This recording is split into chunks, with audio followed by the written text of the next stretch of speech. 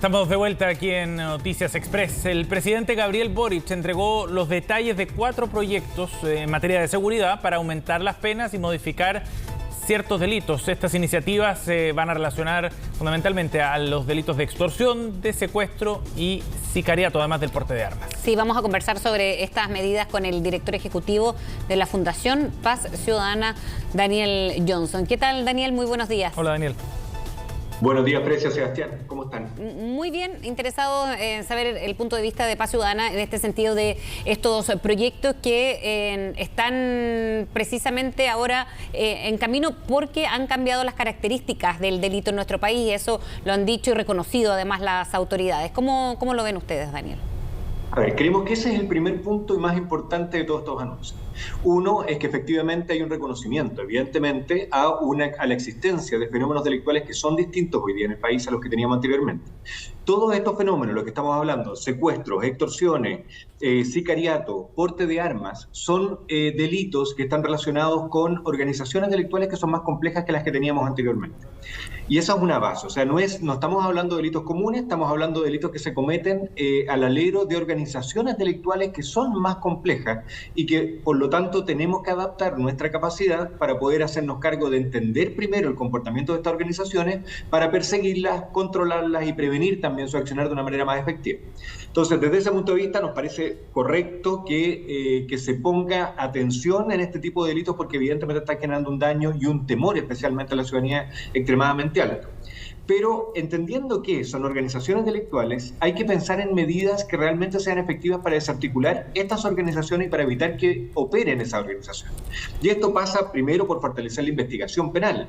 Tenemos que tener sistemas que sean capaces de agrupar causas, de escalar en los eslabones de las cadenas delictuales, de priorizar una causa sobre otra. Los fiscales están sumamente sobrecargados, entonces tenemos que ir a las causas que generan mayor daño y para eso hay que incorporar herramientas de gestión en la Fiscalía. En segundo lugar, tenemos que prevenir el ingreso de jóvenes a las organizaciones delictuales. Sí. Las organizaciones delictuales suelen cometer los delitos a través de los eslabones más débiles de la cadena delictual. Y estos son normalmente jóvenes que están iniciando carreras delictuales, que son sumamente reemplazables. Por lo tanto, si nos quedamos en la investigación solamente en atrapar a estos jóvenes, no va a tener ningún resultado. Sí. Ahí, y por último, Daniel, fortalecer la reinserción social. Perdón, Sebastián. Sí, es que te quería interrumpir porque hay varios puntos ahí. Me gustaría detenerme primero en uno, que tiene que ver con las capacidades que tiene hoy día la entidad que persigue los delitos, la Fiscalía, además de los apoyos de Carabineros y la PDI, para poder investigar este tipo de delitos. ¿Es suficiente en ese sentido solo endurecer las penas, por ejemplo, o modificar el cuadro legal de estos delitos, cuando quizás la estructura de persecución de los delitos no es suficiente?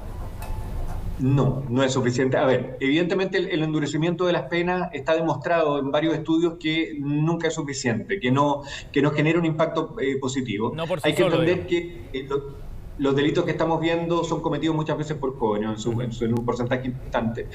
Hay un punto, no es que hayan más jóvenes cometiendo delitos, pero los jóvenes están siendo más prolíficos, o sea, cada uno está cometiendo más delitos y están siendo más violentos, entonces están generando un daño ahí.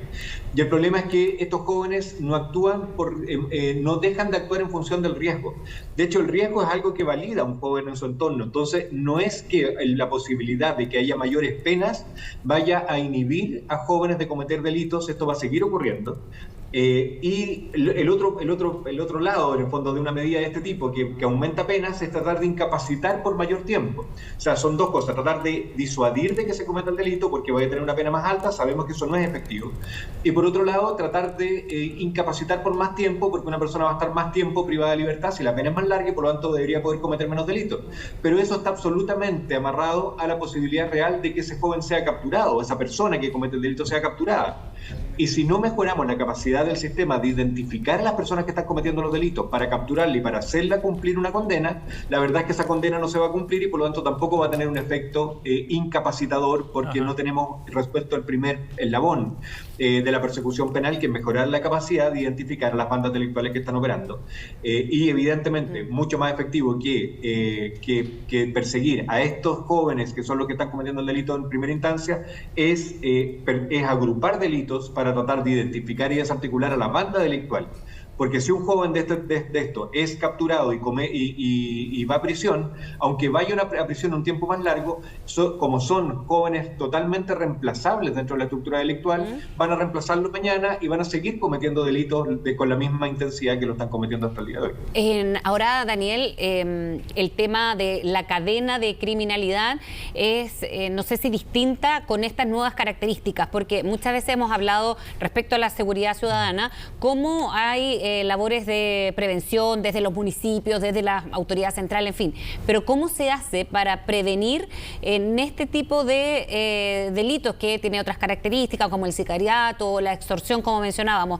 ¿Hay otro manejo en la prevención de estos delitos? Absolutamente. Estos delitos están asociados a otras dinámicas delictuales. No es normalmente un sicariato, no es un fin en sí mismo, no es el delito de sicariato solamente, sino que eso está alimentando una estructura delictual que defiende otros delitos que se están cometiendo, una estructura delictual que es mayor. Y por lo tanto tenemos que generar las herramientas para poder prevenir, como tú decías, Precia, ese tipo de criminalidad. Y esa tiene muchos factores. De hecho, hicimos un seminario hace algunos días en las fundaciones que invitamos a expertos internacionales a hablar de crimen organizado. Y el gran consenso era que las manifestaciones del crimen organizado son absolutamente distintas en cada país y que mutan muy rápidamente también. Si uno blinda un cierto mercado ilegal, un mercado legal que está tomado por bandas que están operando sobre él, si uno lo blinda, al final es muy automático que las mismas bandas delictuales toman otros mercados que están alrededor. Entonces, por lo tanto, no podemos pensar simplemente en la primera manifestación que vemos, en este caso, el sicariato, sino que tenemos que entender que detrás de ese sicariato, de ese uso de armas, de esos secuestros, hay organizaciones delictuales que tienen otros fines económicos detrás. Para poder evitar, entonces, prevenir algunas líneas que se posan. Por un lado, prevenir el involucramiento de jóvenes en conductas delictuales. Y para esto, establecer quiénes son los jóvenes que están en riesgo. Y la deserción escolar en esto es muy importante. O sea, determinar qué jóvenes están desertando el colegio. Hoy día, post pandemia, tenemos una crisis a nivel nacional que es enorme. Sí.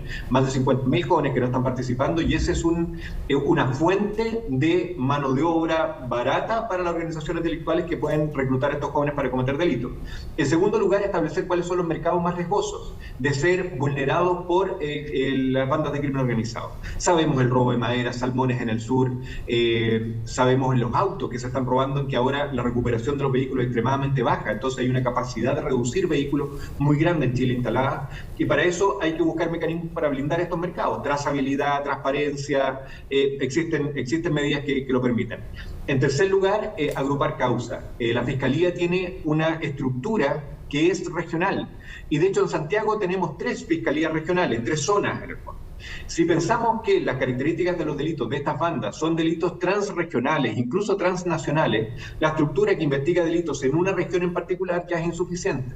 Y por lo tanto, crear una estructura supraterritorial que investigue delitos transversalmente a nivel nacional e incluso internacional es fundamental para mejorar la capacidad de investigación que también estamos teniendo. Y por último, la reinserción social. La descuidamos siempre. Hay que acordarse que el lema de Gendarmería es custodia y reinserción. Y la verdad es que si un preso se escapa de la cárcel, todos nos alarmamos y es noticia nacional, pero si una persona no se reinserta, cuando sale, cumple condena, la verdad es que nadie sabe. Y de hecho, el porcentaje de personas que vuelven a cometer delito una vez que sale de la cárcel es extremadamente alto. Daniel, y ahí tenemos una deuda muy grande también. Sí. Ahora, en ese sentido, los proyectos que está presentando el gobierno, ¿van acompañados también de cambios en las otras áreas? ¿Eso será materia del Acuerdo de Seguridad Nacional? Nosotros esperamos que sea materia del Acuerdo Nacional. Tenemos preocupación por el acuerdo. No hemos conocido detalles de lo que está, de las conclusiones que se están sacando, y no vemos la participación del Centro de Estudio y de Expertos en ese acuerdo.